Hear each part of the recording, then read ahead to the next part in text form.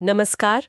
आज हम भारत और ऑस्ट्रेलिया के बीच होने वाले दूसरे वनडे मैच की थोड़ी गहराई से चर्चा कर रहे हैं। हाँ, पहला मैच तो हाथ से निकल गया। बिल्कुल, पहला मैच गंवाने के बाद सीरीज में भारत अब 0-1 से पीछे है और एडिलेड ओवल में होने वाला ये मुकाबला बहुत जरूरी हो गया है। हाँ बिल्कुल, करो या मरो वाला मामला है अब तो। हमारे पास एनडीटीवी स्पोर्ट्स, एबीपी लाइव, क्रिक ट्रैकर जैसे कई स्रोतों से जानकारी है और हम समझने की कोशिश करेंगे कि पहले मैच में क्या सही नहीं हुआ और अब एडिलेड में जीतने के लिए क्या करना होगा। सही। तो आज का मकसद साफ है, ये समझना कि टीम इंडिया वापसी कैसे कर सकती है। चलिए देखते हैं स्रोत क्या कहते हैं। बिल्कुल, और शुरुआत करते हैं एडिलेड ओवल की पिच से। देखो, एबीपी लाइव का जो विश्लेषण है वो बताता है कि ये पिच ऑस्ट्रेलिया की बेस्ट बैटिंग पिचों में से एक है। अच्छा। हाँ, गेंद बल्ले पर बहुत अच्छे से आती है, मतलब उछाल भी ठीक रहता है और पिच काफी सपाट होती है, खासकर शुरू में।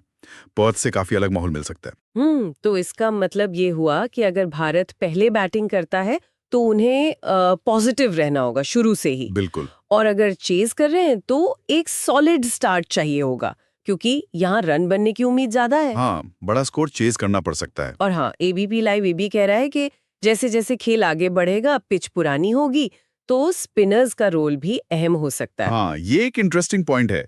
स्पिन का रोल बढ़ सकता है, खासकर दूसरी पारी में। सही कहा। अब अगर हम पहले मैच के नतीजे देखें, ऑस्ट्रेलिया ने तो बड़ी आसानी से चेस कर लिया था। हाँ, वो तो काफी आसानी से जीत गए। तो साफ है कि टीम में कुछ बदलावों की जरूरत है। क्रिक ट्रैकर का एक सुझाव है कि वॉशिंगटन सुंदर की जगह शायद कुलदीप यादव को वापस लाया जाए। हाँ, कुलदीप, उनका वनडे रिकॉर्ड तो काफी अच्छा रहा है और वो बीच के ओवरों में विकेट निकाल सकते हैं, जो पहले मैच में हमें कमी खली थी। बिल्कुल, सुंदर ने रन तो रोके, पर विकेट वाला कॉलम खाली रह गया।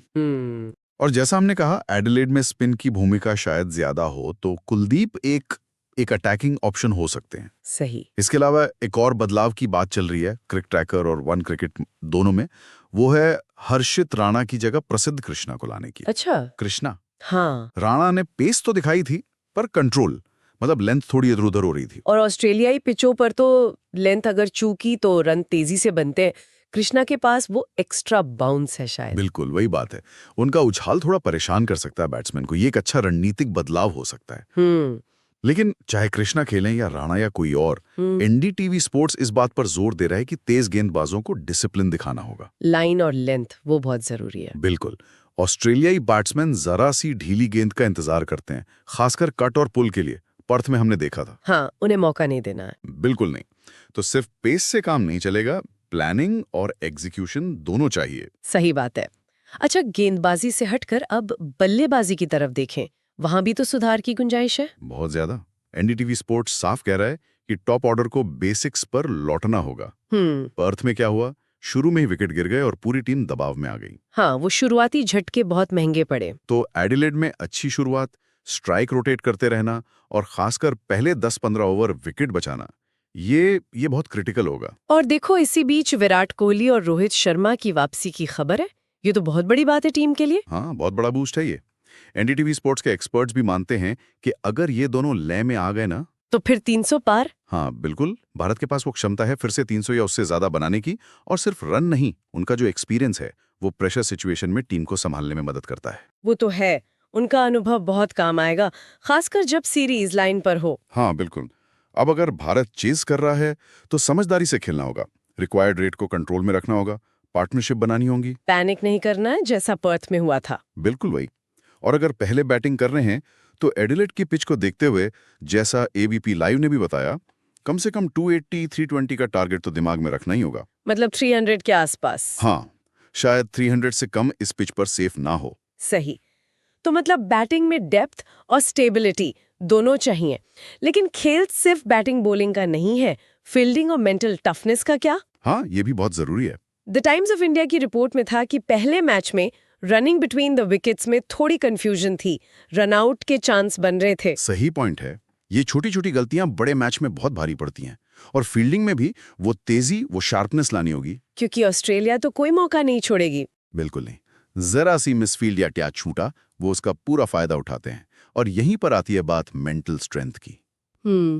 दबाव। हाँ, क्या टीम इंडिया ये प्रेशर झेल पाएगी? सीरीज बचानी है, पहला मैच हारे हैं, हिचकिचाहट छोड़कर पूरे इरादे से खेलना होगा। टाइम्स ऑफ इंडिया का आर्टिकल इसी दिमागी मजबूती पर जोर दे रहा है। और इस इरादे को मैदान पर लाने में कप्तान शुभमन गिल का रोल बहुत अहम होगा। बिल्कुल। उन्हें अपने गेंदबाजों को बैक करना होगा, सही टाइम पर बॉलिंग चेंज करने होंगे, स्पिनर्स का इस्तेमाल कैसे और कब करना है, पेसर्स को कब अटैक पर लगाना है, ये सब फैसले। हाँ, और हर खिलाड़ी का रोल क्लियर होना चाहिए, क्या करना है, कब करना है। बिल्कुल। जैसा कि सोर्सेस का निचोड़ है, ये सिर्फ इंडिविजुअल परफॉर्मेंस की बात नहीं है, ये एक टीम प्लान के कामयाब होने की बात है।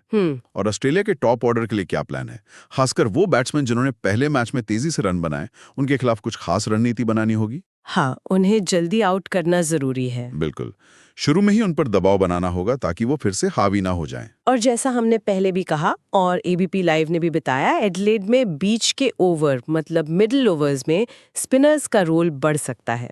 हाँ, अगर कुलदीप खेलते हैं तो उनसे विकेट की उम्मीद रहेगी। ये वो फेज होता है जहां ऑस्ट्रेलिया रन रेट बढ़ाने की कोशिश कर सकता है। और वहीं विकेट मिल जाए तो मैच पलट सकता है। सही। और अगर भारत पहले बैटिंग कर रहा है तो क्या स्ट्रैटेजी होनी चाहिए? देखो, रणनीति तो वही रहेगी, पहले 10-15 ओवर विकेट बचाओ, भले ही रन थोड़े कम बने। संभल कर खेलना है शुरू में। हाँ, फिर बीच के ओवरों में रन रेट मेंटेन करो और आखिरी 15-20 ओवरों में, खासकर 30 ओवर के बाद अटैक करो। ये तो क्लासिक वनडे फॉर्मूला है। हाँ, लेकिन एडिलेड की पिच पर इसे ठीक से एग्जीक्यूट करना होगा। और अगर चेज कर रहे हैं तो ऑस्ट्रेलिया के नए गेंद के बॉलर से बचकर रहना होगा। शुरू में उनके स्पेल को इज्जत देनी होगी, विकेट नहीं गंवाने।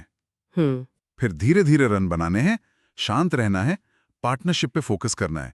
मैच को जितना डीप ले जाएंगे, चांस उतना बढ़ेगा। बस रिक्वायर्ड रेट हाथ से न निकलने पाए। बिल्कुल। तो हमने रणनीति के कई पहलुओं पर बात कर ली, bowling, batting, fielding, captaincy, mindset.